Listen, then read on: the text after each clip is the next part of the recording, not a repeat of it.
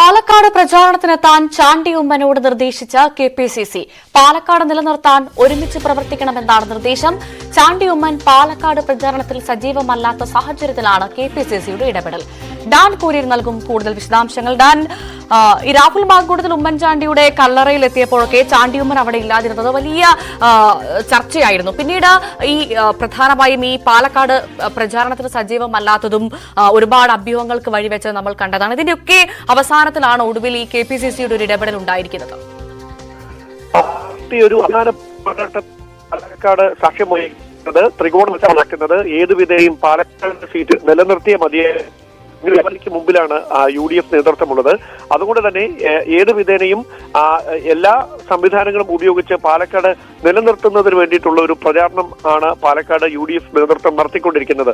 ഒരുപാട് വിവാദങ്ങൾ സ്ഥാനാർത്ഥി നിർണയവുമായി ബന്ധപ്പെട്ട് അതിന് പിന്നാലെ ഒക്കെ ഉണ്ടായത് നമ്മൾ ശ്രദ്ധിച്ചതാണ്. നേരത്തെ സൂചിപ്പിച്ചതുപോലെ പുതുപ്പള്ളിയിലെ ഉമ്മൻചാണ്ടിയുടെ ഖബറിടത്തിൽ രാഹുൽ മാങ്കൂട്ടത്തിൽ പ്രാർത്ഥിക്കാനെത്തിയ സമയത്ത് സ്ഥലം MLA കൂടിയായ അദ്ദേഹത്തിന്റെ മകൻ ചാണ്ടി ഉമ്മൻ അവിടെ ഇല്ലാതിരുന്നതൊക്കെ വലിയ ചർച്ചകൾക്കും അഭ്യൂഹങ്ങൾക്കുമൊക്കെ വഴിവെക്കുന്ന സാഹചര്യം നേരത്തെ ഉണ്ടായിരുന്നു. പിന്നീട് അതിൽ വിശദീകരണവുമായി ചാണ്ടിയും രാഹുൽ മാങ്കൂട്ടത്തിലുമൊക്കെ രംഗത്തെത്തിയിരുന്നെങ്കിലും പാലക്കാട് ഒരിക്കൽ മാത്രമായിരുന്നു ചാണ്ടി ഉമ്മൻ പ്രചാരണത്തിന് പോയത്. പിന്നീട് സജീവമല്ലാതിരുന്ന ഒരു സാഹചര്യമുണ്ട്. അദ്ദേഹം വയനാട് കേന്ദ്രീകരിച്ചുകൊണ്ടാണ് താൻ പ്രവർത്തിക്കുന്നതെന്നാണ് നമ്മളോടടക്കം നേരത്തെ പ്രതികരിച്ചിരുന്നത്. പക്ഷേ ഇപ്പോൾ KPCC നേതൃത്വത്തിന്റെ ഭാഗത്തു നിന്ന് കൃത്യമായ ഇടപെടൽ ഉണ്ടായിരിക്കുന്നു. അസാന്നിധ്യം ഒരുപാട് അഭ്യൂഹങ്ങൾക്ക് വഴിവെക്കുന്ന ഒരു പശ്ചാത്തലത്തിൽ അടിയന്തരമായി ചാണ്ടി ഉമ്മൻ പാലക്കാട് തെരഞ്ഞെടുപ്പ് പ്രചാരണത്തിന് സജീവമായി പങ്കെടുക്കണം. അതിനുവേണ്ടി എത്രയും പെട്ടെന്ന് പാലക്കാട് എത്തണമെന്ന നിർദ്ദേശമാണ് നൽകിയിരിക്കുന്നത്. അങ്ങനെയാണെങ്കിൽ ഒരുപക്ഷെ ഇന്ന് തന്നെ ചാണ്ടി ഉമ്മൻ പാലക്കാട്ട് എത്താനാണ് സാധ്യത. KPCC അധ്യക്ഷൻ തന്നെയാണ് ഇന്ന് ഇരിക്കുന്നത്. തെരഞ്ഞെടുപ്പ് പ്രവർത്തനങ്ങളിൽ വരും ദിവസങ്ങളിൽ സജീവമായി പങ്കെടുക്കണമെന്നൊരു നിർദ്ദേശം നൽകിയിട്ടുണ്ട്. ഇത് അങ്ങനെ അസാന്നിധ്യം മൂലം അത് UDF ക്യാമ്പിനുള്ളിൽ തന്നെ ഒരുപാട് ചർച്ചകൾ ഉണ്ടാകുന്ന ഒരു പശ്ചാത്തലത്തിൽ കൂടിയാണ് KPCC നേതൃത്വത്തിന്റെ ഭാഗത്ത് നിന്ന് ഇപ്പോൾ ഇങ്ങനെയൊരു ഇടപെടൽ ഉണ്ടാകുന്നതെന്നാണ് മനസ്സിലാക്കാൻ കഴിയുന്നത്. ശരി, ഡാൻ കുര്യനാണ് വിശദവിവരങ്ങൾ പങ്കുവച്ചത്.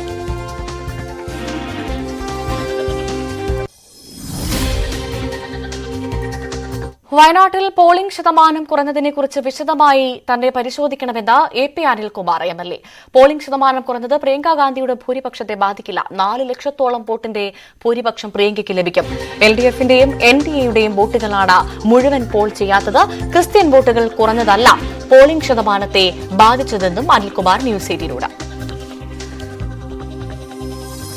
പോളിംഗ് ശതമാനം കുറഞ്ഞത് പ്രത്യേകം പരിശോധിക്കേണ്ട കാര്യമാണ്. ഏതൊക്കെ ഘടകങ്ങളാണ് അങ്ങനെ ഈ സാഹചര്യത്തിലാണ് പോളിംഗ് പെർസെൻറ്റേജ് കുറഞ്ഞത് എന്നുള്ളത് പ്രത്യേകം പരിശോധിക്കണം.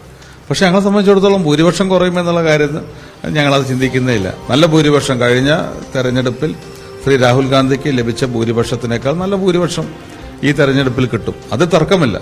അതിനകത്ത് ക്രിസ്ത്യൻ വോട്ടുകളുടെ ചോർച്ച എന്ന് ഒരിക്കലും പറയാൻ പറ്റില്ല. കാരണം എൻ്റെ നിയോജകമണ്ഡലത്തിൽ പൊതുവെ എടുത്തു കഴിഞ്ഞാൽ പോപ്പുലേഷൻ വൈസ് ക്രിസ്ത്യൻ വോട്ടുകളുടെ പോപ്പുലേഷൻ കുറവാണ്. അതുകൊണ്ട് തന്നെ ഇവിടെയും കുറഞ്ഞു. എനിക്കും 5-6% വോട്ട് എൻ്റെ നിയോജകമണ്ഡലത്തിൽ കുറഞ്ഞു. CV അനുമോദ് നൽകും കൂടുതൽ വിവരങ്ങൾ. Anumod, good morning. എന്തായാലും പ്രധാനമായും കോൺഗ്രസ് പറയുന്നത് 4 ലക്ഷത്തോളം വോട്ടിന്റെ ഭൂരിപക്ഷം പ്രിയങ്കയ്ക്ക് ഉണ്ടാകുമെന്നായിരുന്നു. 5 ലക്ഷമൊക്കെയായിരുന്നു നേരത്തെ പറഞ്ഞിരുന്നത്. പക്ഷേ ഇപ്പോൾ അത് 4 ആക്കി കുറച്ചിട്ടുണ്ട്. എന്തായാലും 4 ലക്ഷത്തോളം വോട്ടിന്റെ ഭൂരിപക്ഷം പ്രിയങ്കയ്ക്ക് ഉണ്ടാകുമെന്ന് പറയുന്നു. പ്രധാനമായും കോൺഗ്രസ് വോട്ടുകളല്ല പോൾ ചെയ്യപ്പെടാത്തതെന്നും പറയുന്നു. അപ്പോൾ എന്തായിരിക്കും പ്രധാനമായും അനുമോദ് ഈ പോളിംഗ് ശതമാനം കുറഞ്ഞതിന്റെ കാരണം വയനാട്ടിൽ?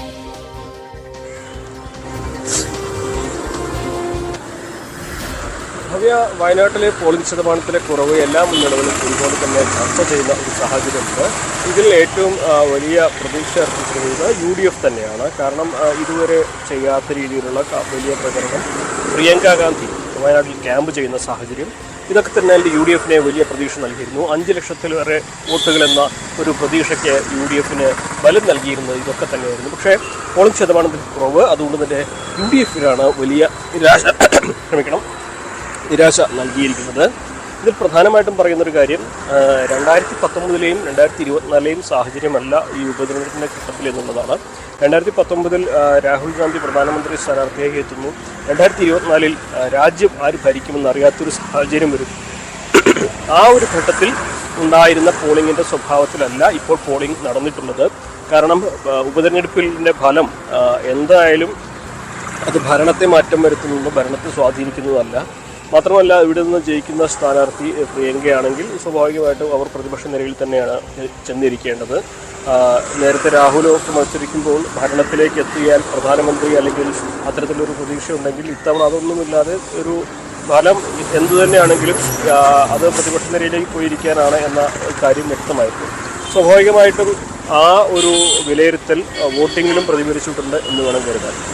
മാത്രമല്ല, UDF വലിയ പ്രതീക്ഷ 5 ലക്ഷത്തിൻ്റെ ഭൂരിപക്ഷം എന്ന് പറഞ്ഞ് പ്രചരണം നടത്തിയപ്പോൾ ആളുകൾക്കിടയിൽ അത് എന്താണെങ്കിലും ഇത്രയും വലിയ ഭൂരിപക്ഷം കിട്ടുമ്പോൾ വോട്ട് ചെയ്തില്ലെങ്കിലും കുഴപ്പമില്ല എന്നൊരു വിലയിരുത്തലിലേക്ക് നിസ്സംഗത വന്നോ എന്നൊരു സംശയം.